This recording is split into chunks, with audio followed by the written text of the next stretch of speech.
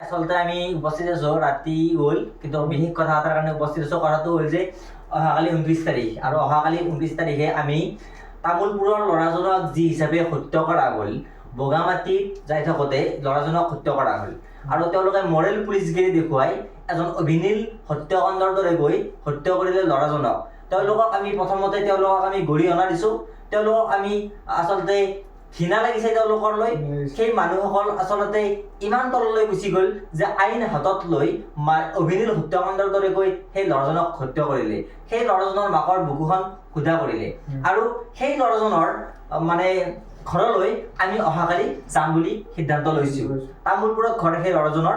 আমি একজেক্টলি ঘৰটো চিনি পাওঁ। কোনোবাই যদি ঘৰৰ ভালকৈ এড্ৰেছ জানে আমাক কমেণ্টত এড্ৰেছটো দিব আৰু তথাপিও আমি ঘৰ উলিয়াম, যেনেকৈ ঘৰটো উলিয়াম আমি। আৰু আটাইতকৈ ডাঙৰ কথা হ'ল বাঘ হাজৰিকা। আপোনালোকে শুনিছে হয়তো বাঘ হাজৰিকা সংগঠন, তেওঁলোকৰ লক্ষ্য উদ্দেশ্য বহুত ভাল। বাঘ হাজৰিকাৰ তেওঁলোকে চাহিদ চান্দ দাদাহঁত আহিব, সেই ঘৰতে তেওঁলোকৰ ঘৰলৈ আহিব। তেওঁলোকে আমাক যোগাযোগ কৰিছে। তেওঁলোকক আমি ৰঙিয়াত লগ কৰিম। তেওঁলোকে গুৱাহাটীৰ পৰা আহিব আৰু গুৱাহাটীৰ পৰা আহি তেওঁলোকে ৰঙিয়া পাব আৰু আমি ৰঙিয়াত তেওঁলোকক লগ কৰি আমি তামোলপুৰলৈ যাম। প্ৰায় 3টামান বজাত তামোলপুৰলৈ আমি ৰাওনা হ'ম আৰু তামোলপুৰত সেই মানুহৰ ঘৰত আমি তেওঁলোকৰ দুখৰ সমভাগী হ'বলৈ চেষ্টা কৰিম আৰু তেওঁলোকৰ ঘৰত যি পাৰোঁ আমি সহায়ৰ হাত আগবঢ়াম। ভৱিষ্যতলৈও তেওঁলোকক আমি আশা দিম যে ভৱিষ্যতে আমি কি পাৰোঁ সহায় কৰিম। সংগঠনৰ বলবলেও কৰিব আমিও ব্যক্তিগতভাৱে যি পাৰোঁ কৰিম। সংগঠন বোলে আমি ইয়াত কোনো আমাৰ চান্দা পাৰ্টি নহয়। আমাৰ সংগঠনত কোনো চান্দা নাই। বা হাজৰিকা সংগঠনত কোনো চান্দা নাই। একচুৱেলি মই সংগঠনত পোনপটীয়াকৈ এতিয়ালৈকে সোমোৱাই নাই, লৈছোঁ নাই।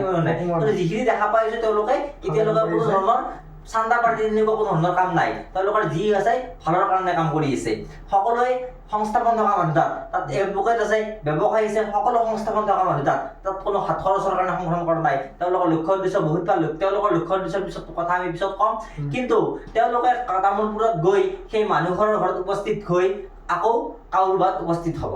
কাউৰবাত উপস্থিত হৈ প্ৰায় 6টামান বজাত, গধূলি 6টামান বজাত কাউৰবাত চকত উপস্থিত হ'ব আৰু কাউৰবাত চকৰ মোৰ দোকান ইজাজ হাৰ্ডৱেৰৰ সন্মুখত শংকৰজন জাতীয় বিদ্যালয় আছে। শংকৰজন জাতীয় বিদ্যালয়ত আমি বহিম বুলি ভাবিছোঁ। চাওঁ সময় সুবিধা মিলাই স্থান যদি পৰিৱৰ্তন কৰিব লগা হয় আমি কৰিম, কিন্তু কাউৰবাত চকতে হ'ব আৰু আপোনালোকেও লগ কৰিব পাৰিব। তেওঁলোকৰ লগত দুই এষাৰ কথা পাতিব পাৰিব। আমাৰ জাতি ধৰ্ম নিৰ্বিশেষে আমি সকলোৱে মিলিজুলি থাকিব লাগিব। আমি সকলোৱে মিলি আমি আগবাঢ়ি যাম আৰু তেওঁলোকৰ ঘৰত আমি যাম। তেওঁলোকৰ ঘৰলৈও যদি কোনোবাই যায় যাব পাৰিব আৰু কাউৰবাত যদি অসুবিধা হয় কাউৰবাত চকত আমাক তেওঁলোকৰ সৈতে লগ পাব কালি আবেলি বুলি কওঁতে সন্ধিয়া 6টামান বজাত। ধন্যবাদ।